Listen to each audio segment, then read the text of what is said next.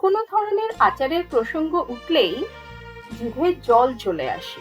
বাজারে এখন প্রচুর পরিমাপে টোপা কুল পাওয়া যাচ্ছে। সামান্য মশলায় তৈরি করে ফেলা যাক মিষ্টি কুলের আচার, যা দীর্ঘদিন সংরক্ষণ করে খাওয়া যাবে। নমস্কার, অ্যাপেটাইটের আরেকটি নতুন পর্বে আপনাদের সাদর আমন্ত্রণ। 1 কিলো টোপা কুল ধুয়ে পরিষ্কার করে শুকিয়ে নেওয়া আছে। এবারে চলুন আচারের বিশেষ মশলা তৈরি করে ফেলা যাক। নিয়ে নিয়েছি 1.5 চামচ মৌরি, 1.5 চামচ গোটা ধনে, 1.5 চামচ গোটা জিরে, 5টা শুকনো লঙ্কা আর 2টো তেজপাতা। শুকনো খোলায় মশলায় সুগন্ধ ওঠা পর্যন্ত ভেজে নিয়ে ঠান্ডা করে এটার একটা পাউডার তৈরি করে নিতে হবে। অপরদিকে গ্যাসে একটা কড়াই বসিয়ে তাতে দিয়ে দিলাম প্রায় 1 চামচ সর্ষের তেল। এই আচার কিন্তু সর্ষের তেলে বানালেই স্বাদ বেশি ভালো হয়। তেল গরম হয়ে আসলে দিয়ে দেব 1 চামচ 5 ফোড়ন আর দেব একটি শুকনো লঙ্কা। লঙ্কাটা ফাটিয়ে দিয়ে দিলাম। এবারে গ্যাসের ফ্লেম লো টু মিডিয়ামে করে ফোড়নটা 10 থেকে 12 সেকেন্ড ভালোভাবে ভেজে নিতে হবে। ধুয়ে শুকিয়ে রাখা টোপা কুলগুলো এবারে কড়াইতে দিয়ে দেব আর দিয়ে দেব খুব সামান্য হলুদ গুঁড়ো আর সামান্য সাদা লবণ। এবারে ফোড়নের সঙ্গে কুলটা খুব ভালোভাবে মিনিট 2 থেকে 3 ভেজে নিতে হবে। অপরদিকে আমি 750 গ্রাম গুড় নিয়ে নিয়েছি। চাইলে আপনি আচার চিনিতেও তৈরি করতে পারেন, তবে এখানে আমি গুড় দিয়েই আচারটা তৈরি করছি।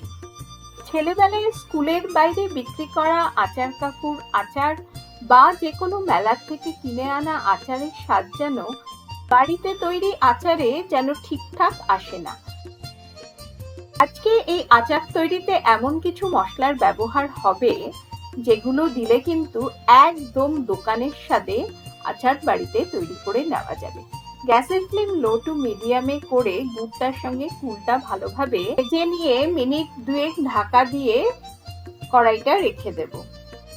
গুড় আস্তে আস্তে গলতে থাকবে আর কুলের সঙ্গে মিশতে থাকবে।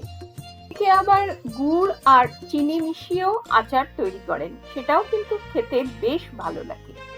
ফ্লেম মিডিয়ামে করে বাটিতে রাখা গুড়টা অল্প অল্প করে কড়াইতে দিয়ে কুলের সঙ্গে ভালোভাবে মিশিয়ে নিচ্ছি। এতে কুলটাও ভালোভাবে ভাজা হয়ে যাচ্ছে আর গুড়টাও কিন্তু গলতে থাকছে। অপরদিকে আমি একটা বাটিতে বেশ কিছুটা পাকা তেঁতুল জলে ভিজিয়ে রেখেছিলাম। কুলটা ভাজতে ভাজতে এবারে প্রায় 1 বাটি তেঁতুল জল বা তেঁতুলের পাল্পটা কড়াইতে দিয়ে দেব। থেকে কিনে আনা দোকানের আচারের স্বাদ এজন্য ভালো হয়, ওরা বিশেষ কিছু মশলা আচারে মেশায়। এবারে মিশিয়ে দিলাম 1 চামচ ড্রাই জিঞ্জার পাউডার বা শুকনো আদার গুঁড়ো। এটা মিশিয়ে দেখবেন অপূর্ব স্বাদ হয় আচারে। দিয়ে দিলাম 1/4 চামচ বিট লবণ। এখন কিন্তু গুড়টা পুরোপুরি গলে গেছে আর ফুটতে শুরু করে দিয়েছে।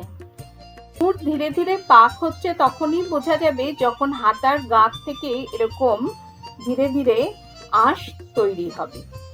ঢাকা দিয়ে মিডিয়াম ফ্লেমে আরো মিনিট 8 ফুটিয়ে নিচ্ছি। এই সময় কিন্তু দেখবেন ধীরে ধীরে গুড় তো পাক হতে থাকবে, কুলের রং পরিবর্তন হয়ে তত কালচে হতে থাকবে। একটু ধৈর্য ধরে গুড়ে পাক দিয়ে আচারটা তৈরি করলে আচারের স্বাদ ভীষণই ভালো হবে।